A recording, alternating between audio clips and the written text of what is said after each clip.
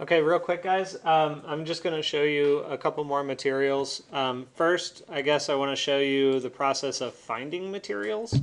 One of the beauties of your position right now is that you're utilizing all of this for educational purposes, which basically means you can get away with like ripping any image offline and using it for your projects, which is pretty cool. We can't really do that in the professional world. Oftentimes we have to buy materials. So like if you find something like this and it says iStock or Shutterstock or something like that, we have to buy those. We can't use those for commercial purposes. But the cool thing is you can go on and just kind of click into images, and anything you find that doesn't have that, you can use. So yeah, so just have at it. So anyway, I Google stuff like this all the time to try and find materials for renderings, like in the rendering class. What I suggest, guys, for more like fine elements, something like a grass material, which is going to be over a rather large field, try to find something that is really like high resolution, right? And I don't mean like the quality of the image high resolution. I mean how many elements of that particular piece are present in the photo.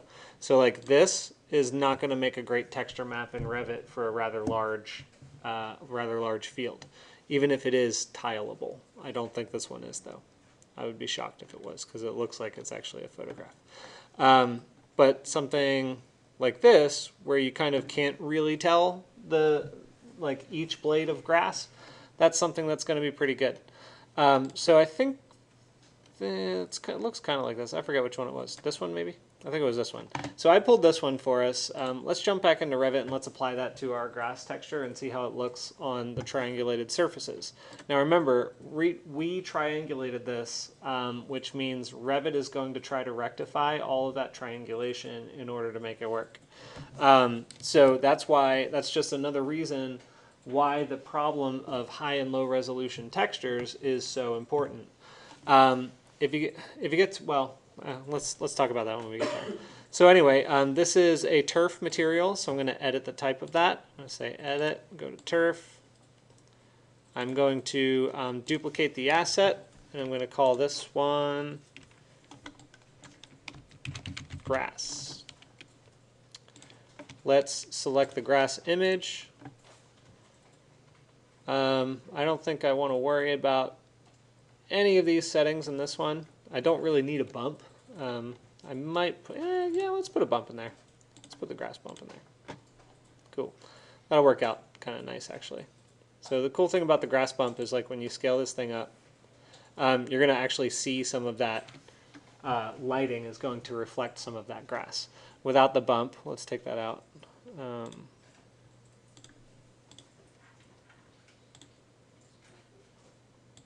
Can I don't know how to just remove, oh, uncheck it. There. Without the bump, it's not quite as defined. Okay. So anyway, hit OK, hit OK, hit OK. There. So, so basically, this is our texture mapping. You can tell that some of the conditions are getting a little weird, like the radial element. We, in the architecture field, very cleverly sometimes just try to Photoshop over that. In some cases, like that's kind of the stuff that you kind of can't really help in a lot of conditions. One thing that might help that is to try and break this up into separate pieces, like break it up into like quadrilaterals might actually help. But for now, I think I'm just going to leave it that way. But generally speaking, our sloped surfaces over here are looking pretty decent. We got a weird shadow on that one right now, but you get the idea, right? You can kind of see that it, via the texture, that it's sloping certain ways, which kind of works. So where was I going with this? High and low resolution textures and simple textures and yeah, all right, well, let's stick with that for now. So anyway, as long as you guys pick something that's super low resolution, you can generally apply it to large fields and it should look halfway decent at least. Know that you're not going to get perfect looking grass on a surface render in almost any rendering engine. And what you need is kind of like a video game rendering engine, almost like an animator, something like Maya, Lumion does have grass, but it's rather rudimentary.